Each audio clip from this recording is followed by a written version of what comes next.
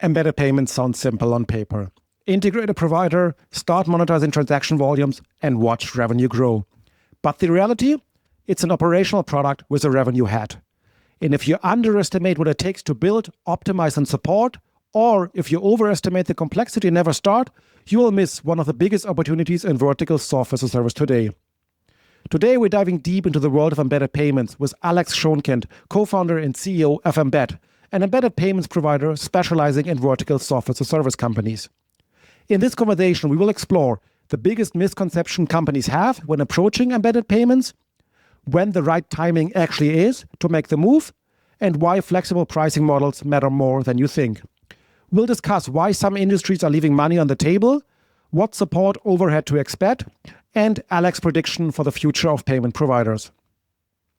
My name is Lars Markol, and this is the Embedded Finance Review podcast. Every 2 weeks, I'm interviewing the builders and shapers of embedded finance. And a quick reminder from my side. At Embedded Finance Review, I publish weekly newsletters, bi-weekly podcasts, and host in-person and virtual industry events.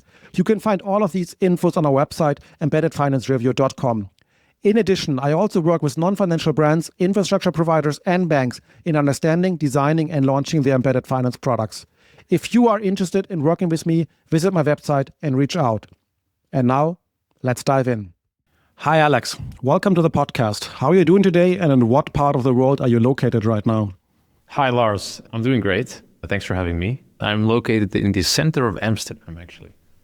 Lovely. And Alex, today we are going to dive very, very deep into the topic of embedded payments. Obviously a topic that's very close to your heart, also quite a bit for myself. Today I want to talk about the typical question that embedders, non-financial brands have when they come closer to the topic of embedded payments and potentially even integrate that. I guess it's a lot of the questions that you face on a daily basis with some of your leads and companies. So let's maybe go through them, and maybe let's kick things off with, is there some kind of like a typical misconception that companies have when they get closer to this topic? I mean, we all know that the most common companies for embedded payments is maybe vertical SaaS, marketplaces, and so on. So is there a typical kind of like misconception that you see quite often in your work with them?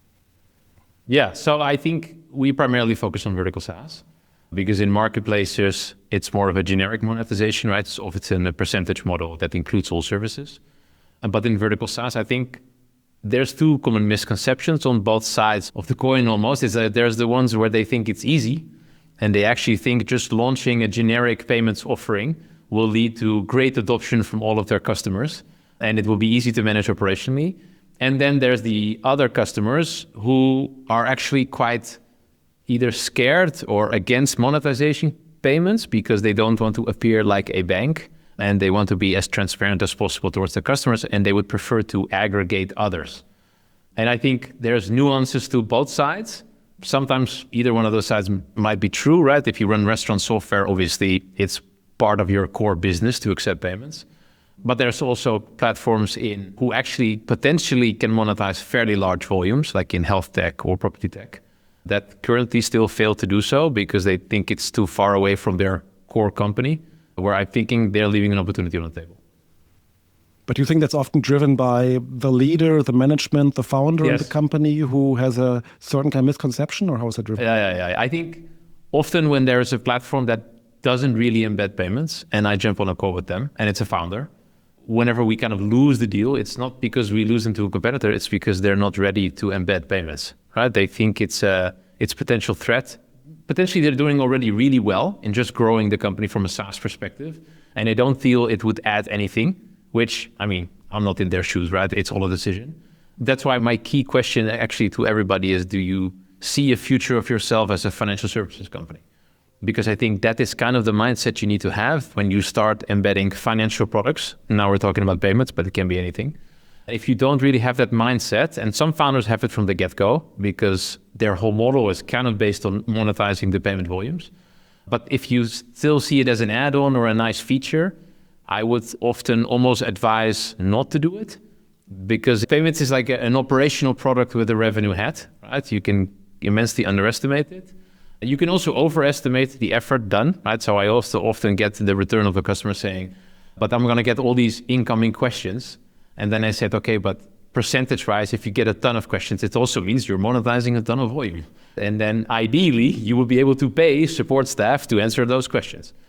So it's a bit of a mixed bag. But I think it's either the complexity, overestimating complexity, or underestimating what it takes to embed payments and optimize for that. And do you think this has changed in the last 12 to 24 months, substantially, or is it still the same the last years? I think embedded banking has kind of slowed down. So I think initially in Europe, at least, the approach was very much done from the accounts and issuing side. I think the realization is that Europeans are not really likely to switch banks. I think also some of the domestic incoming banks have done a great job developing some kind of SMB offering. It's the same with issuing. I think the general thing which I see is that companies overestimate the uptake, right? So they just calculate the spend. Let's say you're an accounting tool, of course, the balance sheet of this company, and you think that, they're going to use this corporate card everywhere, right? That they're going to do the groceries, the travel with the card, and then you're calculating the commercial interest that you're going to be getting. And then you find out actually the uptake of it, or they forget using it, or they just don't like grabbing another card and adding it to their wallet. It's quite disappointing. However, I do see a large uptake from a payments perspective. This is what we focus on, right? So my theory is that you focus on laying the foundational pipes of funding money in and out of your platform, and then adding accounts and potentially cards at a later stage, because I think they're more follow-on products. So I do see a greater appetite there. Sometimes also because the platform's growth is kind of slowing down from a SaaS perspective, because it seems to be more linear, and they want to kind of get that hockey stick motion going by monetizing volumes. And they have accumulated sizable volumes within their platform. Because that leads me to another question that I think lingers in a lot of minds: when is the right timing? I usually tell our prospects, our customers, that you need to be able to monetize, I would say, between 20 and 50 million on a yearly basis. And I always take a generic revenue line of 1% of that, because then it starts to add material revenue to your bottom line. And it also makes the product valuable enough and interesting enough for you to spend time on it, right, as a company. Because as you know, we're all busy running our companies and everything takes time and effort. And so it needs to be able to generate meaningful revenue for you to absolutely focus on it. And I think sometimes the initial use case is more focused around developing a better product experience. But like I said before, it can be quite operationally intense, and just doing it from a product experience might not be standalone the best reason to start doing it. And that's quite interesting, right? I mean, I mentioned already a couple of type of companies who are very likely or often prone to build embedded payments at one point or another. You, of course, obviously mentioned already with a strong focus on vertical SaaS. And as we all know, specifically vertical SaaS, embedded finance, there's a strong overlap. And probably there's not many, maybe not one at all, vertical SaaS that lives for longer than 5 years that hasn't done anything in embedded finance. But obviously what you mentioned is when is the right time, right? You say 20 to 50 million is the volume. This is a space where it gets really interesting, right? Which I guess kind of means as well, you first have to figure out your product market fit, right? Because at the end of it, I always remember the quote of the CEO of Toast, who says nobody comes to us for the financial services. Everybody comes for the actual product, but then we monetize them through the financial services, but they don't come for that. So that's, of course, something you need to figure out. And I think you did mention as well, sometimes you say companies as well, maybe not right now yet. Is that correct? Have you encountered speaking to potential companies who want to embed payments where you said, maybe not right now, maybe wait a little bit longer for the right moment? Yes. I mean, I'm actually quite transparent and open because I think it creates a better relationship down the line. Sometimes I feel that they don't have product market fit, like you said. And I think they underestimate, right, the effort it to take to not only land payments, but convince your customers to take you for their payments, right? I think it's different in some sectors like food and beverage or something where it's more logical. But in some other industries, there might not be the uptake. And certainly your customers that are already using the platform and have found another solution to handle their payments, they're not going to switch overnight, right? I think at one of the previous, investor relationship meetings from Adyen, they also showed that it generally takes 3 years to get a sizable attach rate, right? Meaning all your companies, 30 to 40 to 50% of your companies start using you for payments. So it's a slow, they also don't leave, right? Which is one of the benefits that creates more stickiness. But I often say this, I think you're either not big enough, it will not get the right effort, or it's not adding enough to you, because there's another factor that I would include in vertical SaaS. You need to be as we call the platform of record. So a customer should use you as their main accounting, money going in and out tool to run their business, right? So meaning if you are down, they cannot run their business, right? That's kind of and there are a lot of vertical SaaS tools that can be focused on a vertical. Let's say you're building an AI communication tool for GPs or something, right? There's many of those out there. You're not the platform of record, right? You sit on top of their main employer of record, of their main GP medical software, usually some legacy piece. They are more likely to implement payments than you are. And sometimes you see a strategy of these companies starting out with a niche, with a wedge, and then slowly building down to become the platform of record. That can be a strategy. But so often I encounter companies which think it would make sense. I think Brian Chesky actually of Airbnb, because you have Airbnb payments, right? It's kind of their embedded payments thing. They launched it too soon, he also said, because back then, just private people like us were using it to rent out the room because you were going on holiday, you might as well make money on 2 weeks. You're not going to be onboarding because it requires KYC and effort to start using Airbnb payments because it's just 2 weeks per year. Now, as we all know, Airbnb is full of professional companies, and now you can see they relaunched the product and now it gets a lot of uptake because these companies use Airbnb as their main renting platform, essentially, to capture all rent flows.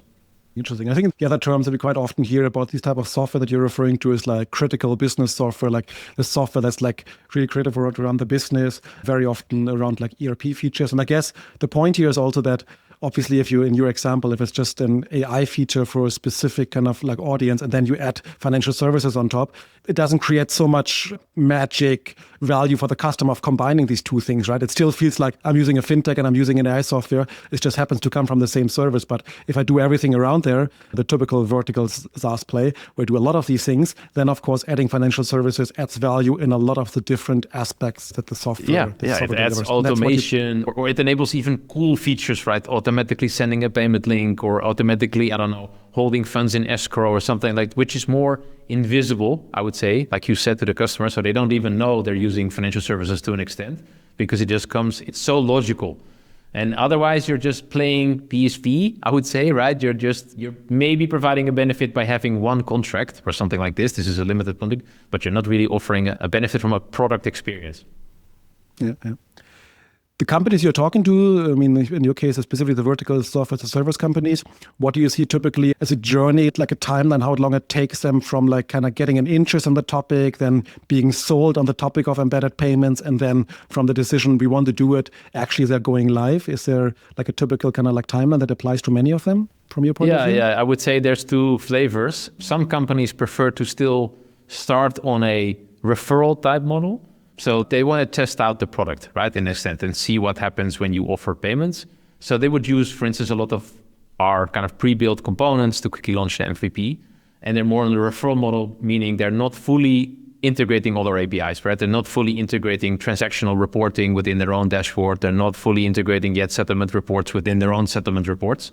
And for me to understand, this sounds like, if I take in my own words, this sounds like a group of people or like a group of companies or specifically the people who are building it who don't have maybe 100% conviction that this is something where they want to maybe place their internal, I don't know, career or brand at their own company. Because, I mean, maybe not career is a strong word, right? But obviously, when you have these builders and companies, they want to be feel personally also, this is my project, I'm pushing this forward. This needs to succeed, right? So obviously, they want to be convinced of this as well, right? And obviously, doing this kind of like step that you described right now can give the personal conviction for the individual, but maybe also for the company behind there, that this is valuable to spend. Yeah. It usually means they either don't have that much expertise in payments or they come from a gateway type product, right? So where they're kind of agnostic, and they provided API integrations with several providers, right? But they're kind of annoyed by keeping up 15 different providers and just listening to every merchant asking for their own provider. And they think like, okay, let's take a first step and start having more of like a preferred supplier, right? And integrating them in the back end, providing some optimization, one contract, one touch point, but not going fully all the way, also because it takes up engineering resources. And I would say you can launch that within 4 to 8 weeks. Also, it depends on the size of the company and how likely you have resources available immediately.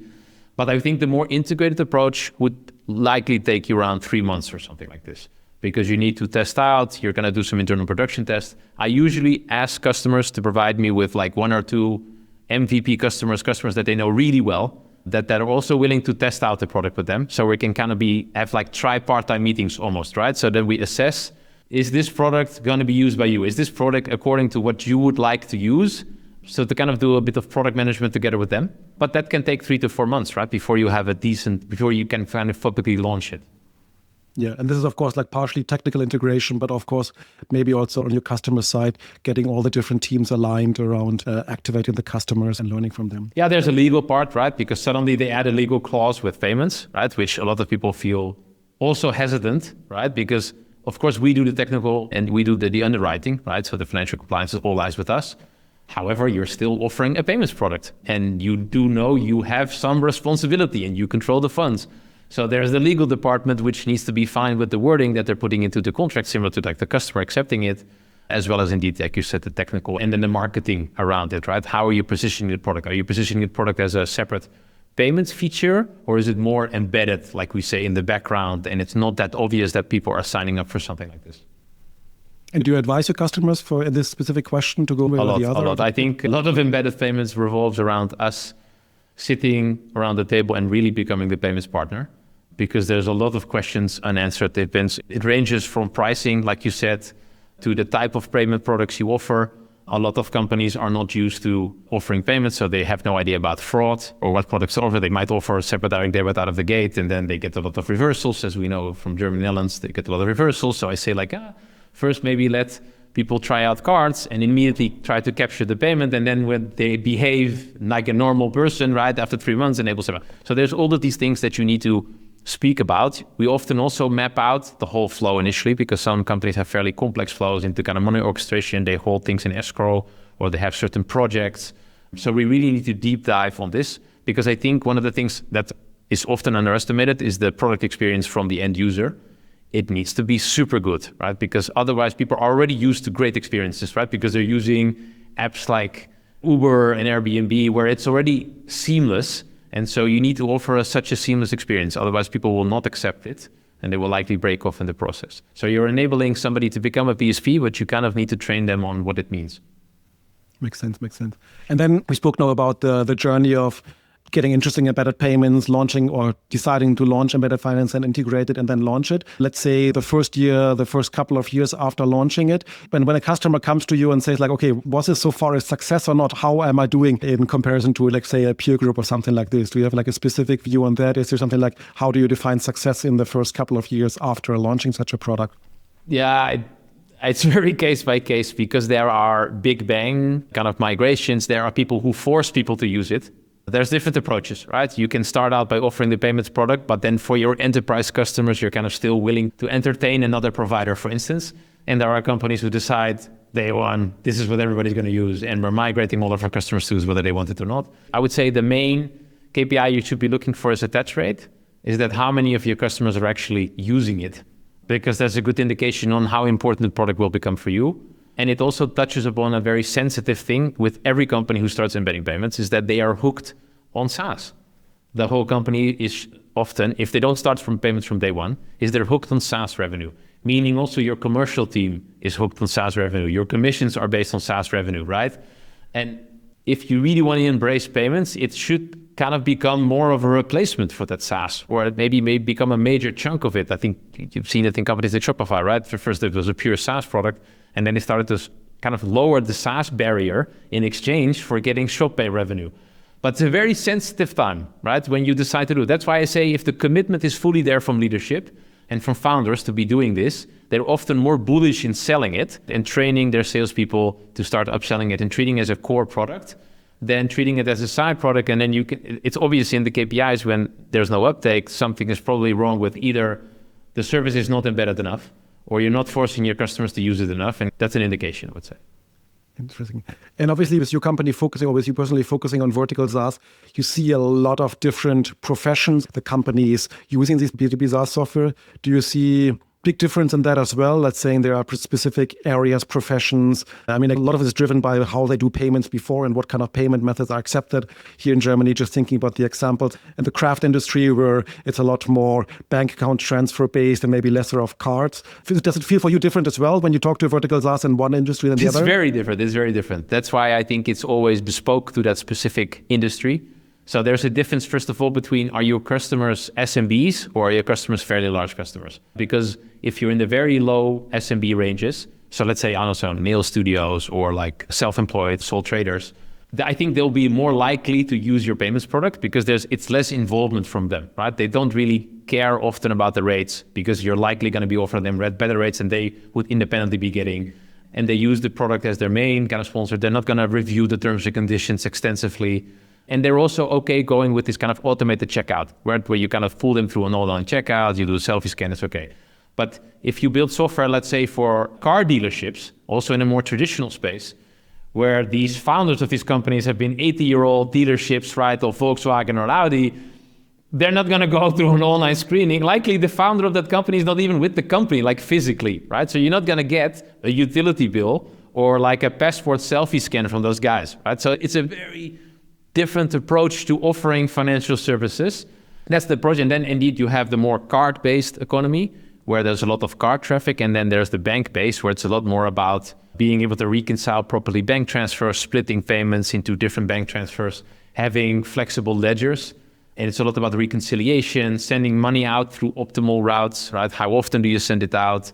If there's fairly large payments, it can be very sensitive to be able to do the right thing and then apply. And the rates are more sensitive, right? So the larger the customers get, the more critical they will be of the rates you're charging them, right? So it's logical, right? If you start charging 2% on 50 million, people are going to question like, okay, and what service are you actually adding for that? So there's a lot of differences. Do you personally have a preferred industry or area for embedded payments? Like out of your... I like legacy industries. So I really like automotive. That's why I took it as an example. But I also like construction. I would like industries where you don't expect embedded payments because it's not been there day one, right? So and I think that hospitality, food and beverage, that's been done forever because you cannot start the business without accepting payments. But I like the legacy industries where these companies are actually very interesting because often they're very profitable companies. They have product market fit. And they're only just dipping their toes into embedded finance, payments being one of them. And there it pays off to do a lot of consultative work with them, listening to their customers and starting to build a product. Because when they roll out a product, it's a serious product for them, right? They really commit. I think often in flashy startups, as I would say, I'm also a startup, but I know the deal. People are very opportunistic. They always think revenue is going to 10x every month. And then, often a lot of them die or they lose focus because they have to pivot or anything like this. Whereas the legacy companies, they have a really good balance sheet already. They know their customers in and out, long-term relationships. So whenever they roll out a product, it will get serious adoption and serious traction. It also means their customers will be more critical, but they usually also have a better relationship. So it's easier for them to offer a better product experience. And then once you get in and you get through these hurdles of building a specific KYC pipeline to accommodate a specific user group, you have this specific, money orchestration, specific payment product. It's a much bigger success than it is with the flashy startup, I would say. That's very opportunistic. No, of course, I totally get that. I guess, of course, also for you personally and also your company kind of breaking to some of these like legacy industry can be like extremely valuable and like extremely interesting. And obviously going after a company with a massive volume, but a harder chance to crack is obviously sometimes, or in most cases, more interesting than maybe the easy cases that maybe don't have so much volume.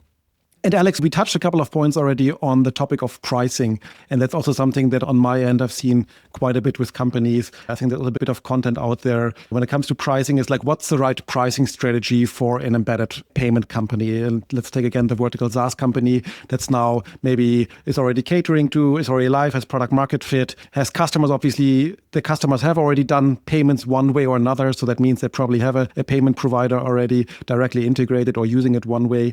And now you as a embedder offering them embedded payments. How should you price it? I mean, the easiest solution would be look at the existing pricing and maybe make it a bit cheaper or a bit more expensive and then go with that. Is that a common approach you see? And what's typically the one you suggest companies to go down? Again, it's very case by case, like in industries that are very commoditized. If I look at the restaurant industry, I mean, you've seen a couple of companies now growing into that because like I think Lightspeed, whatever, they're becoming almost the legacy player, right? You have Debbie here in Amsterdam. You have FlatPay killing it, right, throughout Europe. Their pricing is actually very low, right? You could see that it's not important. It's just an enabler. And the main value lies in the tooling. It's very different from an industry where it's more obscure actually around how you compare the pricing towards somebody else. I think it's very easy for these small businesses. Obviously, it's very dependent on the industry and the type of customers, the size of the payment that you're processing, the tool that the payment product you're using to monetize, right? But I would say always try to steer away from offering it as just a payments product, because then you get compared apples to apples, start comparing it to public pricing. Large enterprise companies will start comparing it to their direct offerings, right, of the other competing kind of PSPs. And that will lead to nowhere. I think the interesting thing that you see, for instance, Shopify taking as an example, ShopPay is actually the most expensive option. It's more expensive than a direct integration with another PSP, although they add a markup if you prefer to use another PSP. But it wraps all the services, right? It offers you the best product experience. So that's why I say, if you're not fully convinced on offering payments and you take a more of a referral approach, then you're also going to have to offer it at a cheaper rate, because you aren't even optimizing the product experience that much yet for your customers. So why would they pay, right? Ideally, it's so obscure on why you cannot compare apples to apples, because sure that the other party is processing the payment, but you're adding all these automations throughout the platform, making life 10 easier, saving them 10 hours on accounting, on closing the end of year books at the end of the year. You're adding so much extra value by processing payments that you can also allow yourself to charge more. And I think that's what you should aim for, because if it becomes kind of a loss leader almost for your company, right? It's just an enabler and you need to offer it as low as possible. It gets very tricky because you need to make money on it, right? Because it's an operational effort. So it needs to make sense. I would say you try to aim for at least making 50 basis points to 1% of margin out of the product. And what I see is there are a lot of vertical SaaS companies that start off offering payments from the get-go because it's core part of their industry. And they started out using some of our competitors who were actually quite expensive. And then when I approach them and they're kind of fed up with this, they say like, actually, we have not been able to monetize it. We're just offering payments at the same rates as the rates we're paying, right? Because otherwise they would not take it, right? Our businesses wouldn't even accept the payment. They've technically then been subsidizing it, right? Because you also have to pay employees that answer questions and then your engineers who have to maintain connections. So that's why it's very difficult when you start out a vertical SaaS platform to start adding payments with like the typical SMB focused payment providers, because they're not going to give you the room to really monetize it.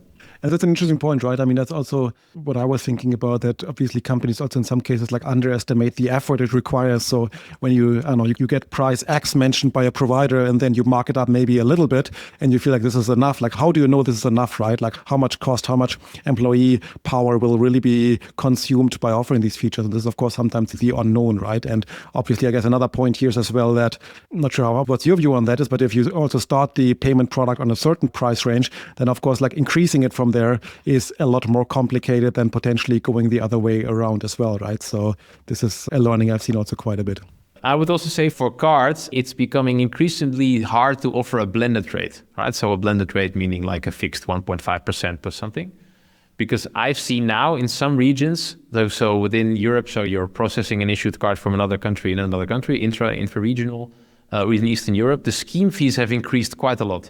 So even though everybody always says, oh, interchange, it's capped at 20, 30 basis points. Yeah, but then like it's very diffuse to see what cards. Actually MasterCard, yeah, for some cards. Yeah. But then if you see what MasterCard and Visa are putting on top in some regions, it's quite high. And if you go low and you start beating others on price, right, just pure on blends, it can be tricky for your company. I think if you underestimate the type of volume you're going to be getting, you can run a loss on it even. And of course, it depends also highly what kind of industry you're in and what kind of cards are being used at your merchant, right? There might be some industry where maybe foreign cards are very uncommon, or maybe even business cards are rather uncommon. It's a big percentage of the normal European consumer cards, which isn't a capped interchange. But obviously in other industries, it might be completely different.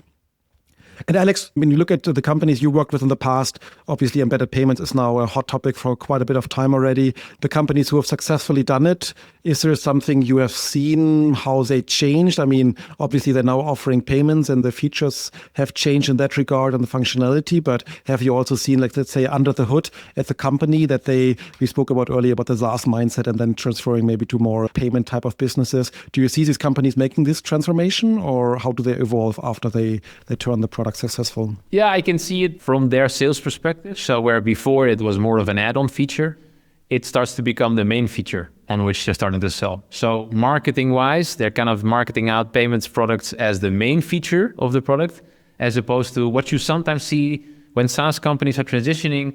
Often they have like 3 tiers, right? And so maybe it's not even there in tier 1, right? So it's like an add-on feature, which means it's like, I'm also okay with you not using it or something like this. And then the real payments, the companies who really benefit from it and they see the strength, and it depends also on your model and your type of industry, then it starts moving to being de facto there. Like this is all we do. And you also see it if a company is coming from where they're just agnostic and they have all these APIs that they're maintaining, you see them kind of steering away from that. So they're deprecating and they're forcing their customers, they're giving them like a year to either switch to their, I don't know, CarPay, whatever, their in-house payment product, or that's it, right? They have to find a different solution because they're deprecating the solutions they have out there, because that's also reducing their OPEX, right? They're thinking like, why I have now a good payment product, it has matured, right? We've learned from initial feedback. And so now we're ready to roll it out to everybody. And there's no reason for you not to take this payment product. It also matters, and that's also what I've seen, it's another learning, how confident the company is about their own brand, basically, right? Because you have to trust somebody to handle money, right? And in essence, it's us handling the money, like really from like a regulatory perspective, but from a customer point of view, it's that company. And what I see often is that these early companies, they're quite afraid, right? They're still marketing out a partnership with Stripe as though they're not paying Stripe's bill every month, right? Like, hey, we partner with Stripe as a legitimacy, like, hey, we're legit because we signed up with Stripe or Adyen. And I think companies who've matured out of it, they obscure away the payment provider completely. And it's all about them, right? And you have enough trust in them, they have enough track record for you to kind of blindly accept the product. Which again comes back to the point which we discussed earlier, having the conviction that we are the best party for our customers to offer these features and they should come to us, and probably also the internal trust that the company, the product, what they have built is something the customers should rely on, even for the most critical aspect of what they have is their money. Yeah, radiating that confidence. And Alex, you obviously have been quite a bit in the payment industry, started as an employee and now have your own company. I would love to understand like what made you trigger like going all in on this founder journey and starting actually a company that's specifically focused on the embedded payments aspect. I think you have to be a bit crazy to start a company because obviously you're going up against giants, right? It's in any industry, right? It's like on paper, you will always lose because you're going up against other companies that have bigger marketing budgets, can theoretically do anything they want. But what surprised me is that there's still so much legacy software out there. And what also surprised me is that there have been many reports written about it. There's a Credit Suisse UBS report about it as well, is that the uptake of payments in Europe has been quite lagging behind US, right? I think in US, the estimation is, the last flagship advisory report, 60-70% of companies have a form of embedded payments, vertical SaaS, whereas I think it's like around 20% or less in Europe, which I think is also due to the market obviously being more complex. You cannot just launch a very simplistic product in the US, like you have ACH and cards, let's go, and US dollar, and it's all in English. So that's easier. So it also depends on the size of the platform. So obviously we're 10 years behind in growth of basic vertical SaaS companies, because like I said before in the beginning, you need to have a certain size to be able to think about embedding payments. And I also think what was missing is that when I spoke to a lot of these vertical SaaS companies that have not yet embedded payments, is that they were kind of afraid. They did not understand payments. They thought it was a huge effort.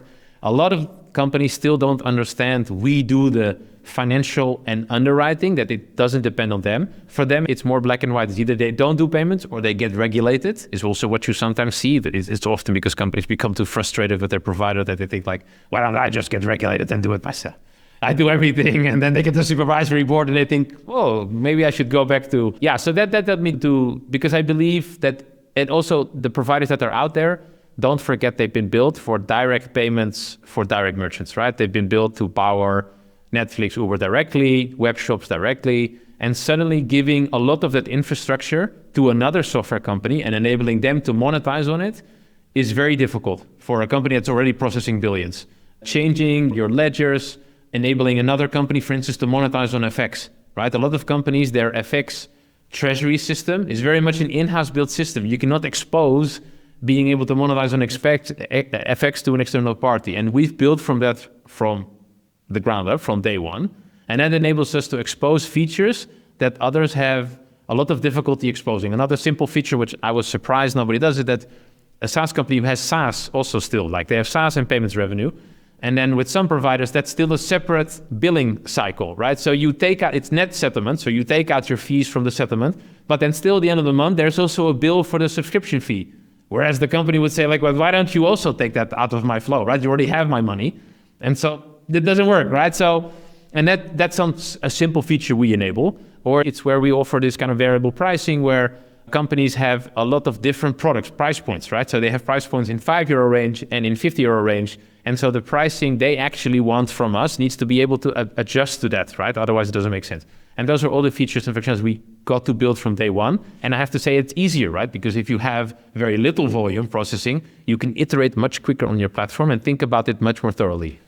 And that's how we started the business. Interesting. But that also means like your bet was probably also a bit that you focus specifically on vertical SaaS. Is that something you did after you started the company and realized this might be the biggest focus? Or was it already something you saw before where you're thinking vertical SaaS will become a bigger topic in Europe and specialized payment providers might be an interesting opportunity? Yeah, I was just reading up a lot of material on where the payments industry was headed. Obviously, embedded finance has been a trend for longer. But I was always skeptical, I would say, about the embedded banking. And I would say, why aren't more people doing embedded payments? I also think even the incumbents have been fairly slow actually ramping that up. I mean, they're all ramping it up now, but the opportunity was there a long time ago already. And I just felt there was a gap in the market not being addressed solely on vertical SaaS, right? I think a lot of other companies started more with a marketplace offering, which was also very popular. And you do see a lot of volume coming together in either marketplace and vertical SaaS, right? My strong belief is that in 10 years' time, I think there were very few SMB businesses left that do not run on some kind of software company providing them financial services, whether it be capital, issuing, or payments. And so you need a dedicated provider because those generic providers that just cater to SMBs, giving them payments one-on-one on the website, I think that will disappear. I think that model will start to disappear. Yeah, so that's why we headed in that direction, essentially. Interesting. And with your company, you mentioned already, you're obviously competing against, mentioned a couple of names already of payment providers, some giants there. And obviously you are, as you said, like money is a very important piece, right? So how do you pitch your companies when you know exactly your lead is also talking to some of the big names in the industry? What is your argument why your solution is still the more interesting one, even though you're a smaller company? Yeah, it helps if somebody has tried out one of the competitors because then they actually know what's wrong with them or how they're not offering the right type of product for their industry, right? So I would not say we're the best for everybody yet, right? Because we're still building. Obviously, we still lack certain, domestic payment products or local settlement rails, right? So in some cases, I would say we're not ready for you yet, or we can only power part of your business, which might not make sense.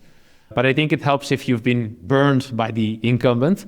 And it revolves a lot around the flexibility of the platform, right? I think there are platforms, for instance, that have both a platform model where they onboard their customers, and part of their system is still merchant of record, right? Where they are the merchant, and they want to combine both models. There are models where they have more complex settlement streams that offer like with sub-entities, they have multi-entity structures that they power when they want to kind of orchestrate money over. And that becomes very difficult to do with the legacy incumbent providers because some of them offer a great solution out of the box as long as you stay within the guardrails.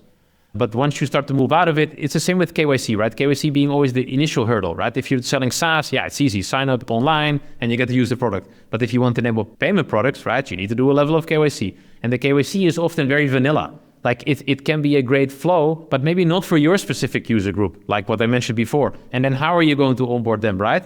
And a lot of these larger companies, they usually don't care as much for those outlier use cases, and they're not willing to put in any resources. And I think that's where we excel, because we do provide a level of consultancy, and we try to build a solution because we have such flexible building blocks that's really suited for you to build the optimal experience with your customers, which leads to a higher attachment rate. That's why I always say, like, otherwise you're not going to get people using your product. And sometimes they've experienced it, where they say the product is not being successful. I said, like, no, because you were limited. So that helps. That's a good point. Thanks, Alex. There are a lot of, I think, interesting aspects for the builders out there who want to go on the journey of embedded payments. Do you think we have missed anything? Is there any final advice you are having for maybe a potential CEO of a vertical SaaS company listening that is kind of about to go on the journey of embedded payments?